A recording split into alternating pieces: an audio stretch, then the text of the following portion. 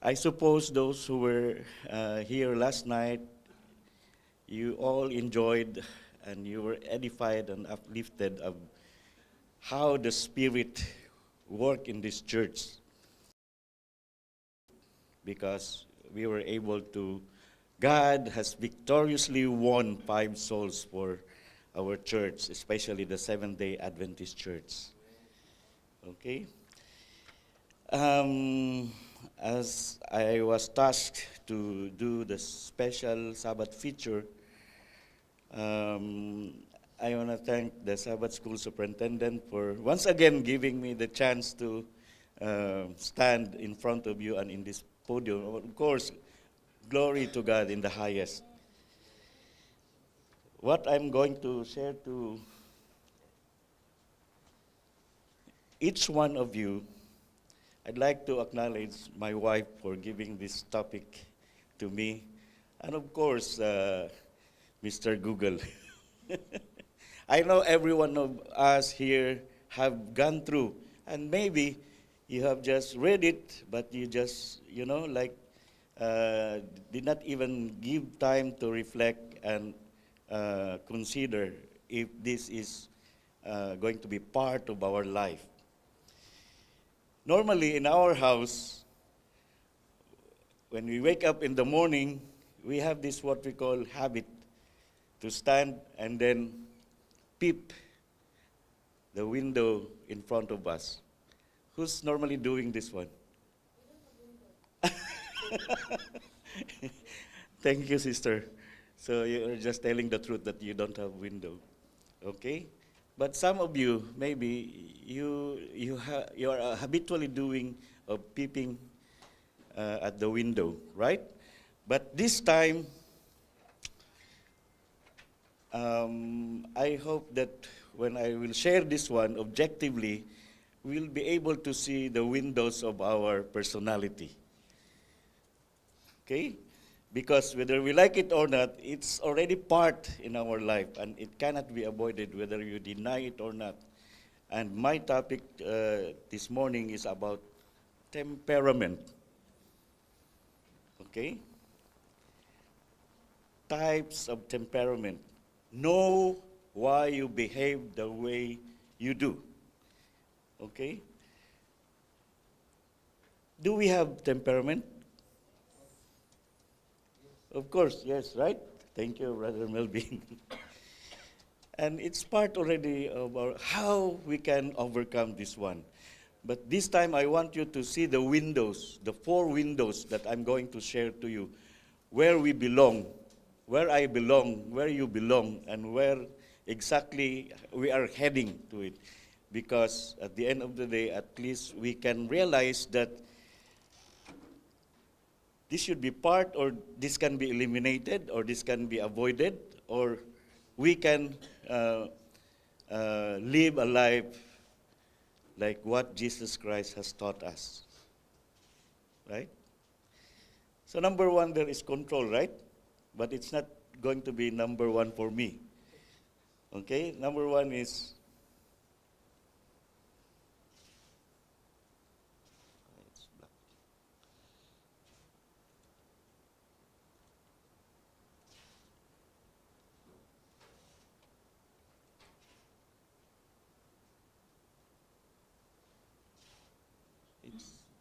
mixing up.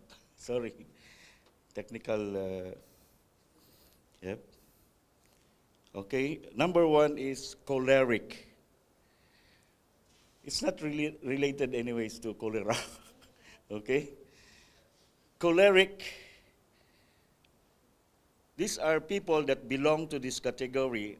These people belongs to this category are firm, independent, hardworking, domineering, and natural leaders. Natural leaders. A choleric reminds you of a stern headmaster who is extremely strict. He is fast at dishing out punishments. Oh, terror. And both teachers and students tremble at his presence. Choleric is good at making decisions on the spot. He sticks tenaciously to his goals and is self-motivated. People in this group can be very good boss, very bossy. Uh, Clarol is laughing.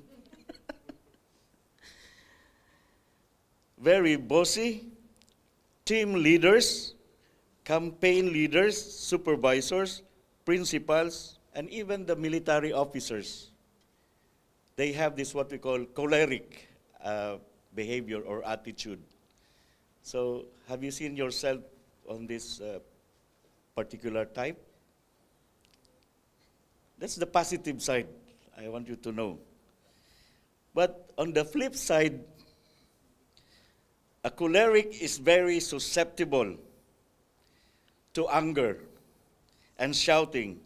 They are often considered as unnecessarily strict, unsympathetic, and unfriendly to others. The appropriate symbol of a choleric is what? Fire. Fire. You know, I can actually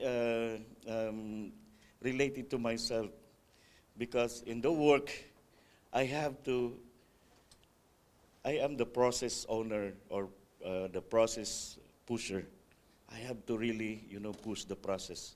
And it cannot be avoided that there are people who are not actually, whether we like it or not, there are people who cannot immediately grasp what you want, especially that in this country we have these so-called language barriers. So I have learned to speak Arabic by force. I have to understand also the language of an Indian Hindi. So even Bangladeshi, even Nepali, and Sri Lankan. So I have to at least pick a word so that I can understand, so I can relate it to them. As I was telling earlier that please, when I will take the leadership, you cannot rely me because sometimes I am vulnerable to what we call this bully. Bully. I used to not bully actually to pin him down or to put him down, but in other words, like using the parabolic word for him to understand. But I'm trying my best to cope this up because this is not what God has taught us. Amen? People in this category have to learn to be more patient, loving, sympathetic, and less hostile to others. The second one is sanguine. Correct me if I am wrong to pronounce it. Is it sanguine? Yeah, sanguine. People-oriented. Yeah, people-oriented. You must have met someone or have a friend who is just too cool. It might even be you. A sanguine loves enjoying life. She is flamboyant, like gatherings, parties, outings, everything that will make him enjoy. They are the kind that can light up a boring day as a friend. She is very lively to be with. However, a sanguine doesn't like a commitment. This is on the flip side. As a result, she might not be very reliable. People in this group are also easily distracted. Everything catches her attention. He or she is an impulsive buyer and talker and liar. He may find it hard to keep only one girlfriend or boyfriend. In most cases, sanguine is not very good academically. She finds academics boring. A sanguine needs to learn to be more disciplined, serious, and purposeful. Inasmuch as it is good to joke and party, there are situations that demand sobriety and meditation. Have we seen ourselves on this particular type of temperament? Yes, right? We cannot deny. It's part already of our behavior. The third one is Melancholic personality. Melancholy is the most emotional of all the temperament. She pays attention to those things others prefer to ignore. People in this category are perfectionists. Perfectionists. They want to attain nothing less than 100%, even 99.99% is no good enough. He or she is not satisfied. He wants more. He is craving to be more. And because of their perfectionistic tendencies, they end up unhappy and dissatisfied. They set high targets for themselves and others, which they often do not meet. They also find it difficult to accept and give compliments or approval. They are equally not very good at relationship and are prone to mood swings. Just imagine if you are a career-oriented person, all you have to set on your minds is to grab, right? To grab and grow and grow. You want to grow from the ladder, the step 1, 2, 3, 4. You want to go up. So it falls under melancholy. And after reaching the top, then he will start to do something else. However, people in this category are often very creative. The reserved lifestyle often gives them time to come up with great ideas and inventions. A melancholy is often that sad-looking but intelligent student that answers all in the questions asked by the teacher. They are also very sympathetic and can easily be moved to tears. A melancholy needs to learn to enjoy life a bit more. She should probably make friends to a sanguine. So there is what we call mixing up, integrating, who will expose her to the pleasures of life. So does it match sanguine and melancholy? There are tendencies, because sometimes he feels bored, right? Because of his career orientation, or maybe achievements, or maybe he's overwhelmed. So after overwhelming, it has to subside, right? And to make him happy, he has to mix with the sanguine people. They also need to be confident in themselves and in their work. Most importantly, a melancholy needs to realize that being human means being flawed.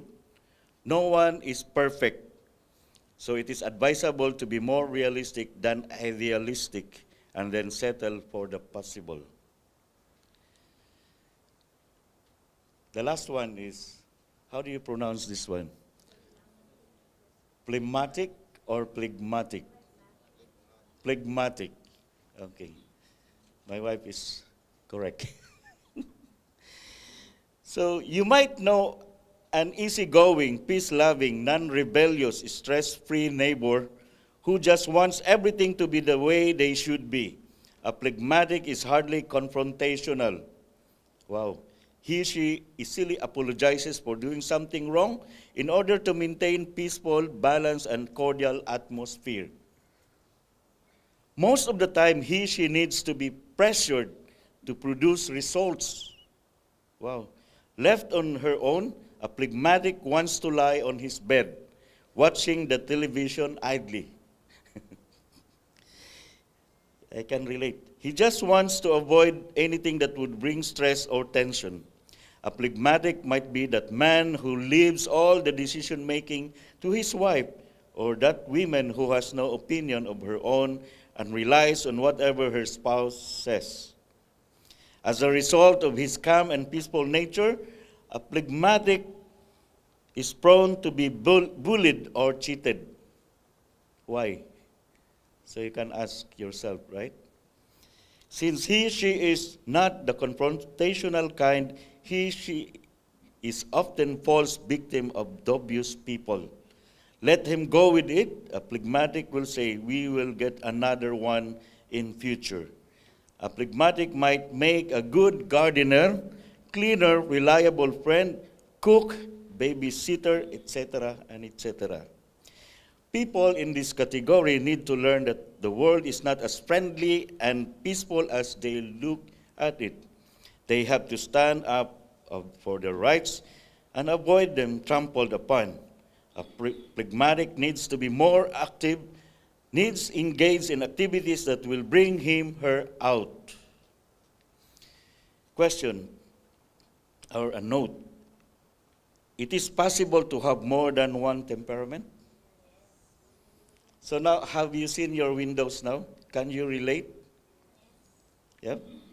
However, there is often a dominant one that overshadows that others. It is important to find where you belong and help yourself to live a better life. Have you figured out one that is on top of the three? Or, of the four? So it is dependent on you, right? So here we have some biblical, which we can take it as our takeaway. In Proverbs 14:17, a quick-tempered person does foolish things, and the one who devises evil schemes is hated. And another Proverbs from chapter 14, verse 29, he who is slow to wrath has great understanding, but he who is impulsive exalts folly.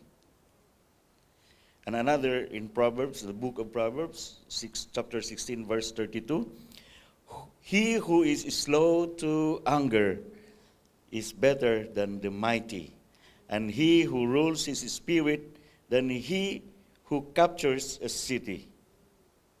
Very good, very nice passage. And in James chapter 1, verses 19 to 20, it says, this you know, my beloved brethren, but everyone must be quick to hear, slow to speak, and slow to anger. For the anger of man does not achieve the righteousness of God. In Ecclesiastes chapter 7, verse 9, Solomon expressly states, do not be eager in your heart to be angry, for anger resides in the bosom of fools. He describes an anger ready to burst out at even slight irritations, and we go ballistic. We go ballistic. Because a person's pride convinces him that even slight irritations simply should not happen to such a wonderful person as he is. He explodes because of impatience, and perhaps this will be the beginning of a third world war, when simply we cannot control our temperament. Good morning and happy Sabbath to everyone. I hope you have picked or grasped something out of the special Sabbath feature that I have just shared and I have just spoken to you. God bless everyone. Thank you.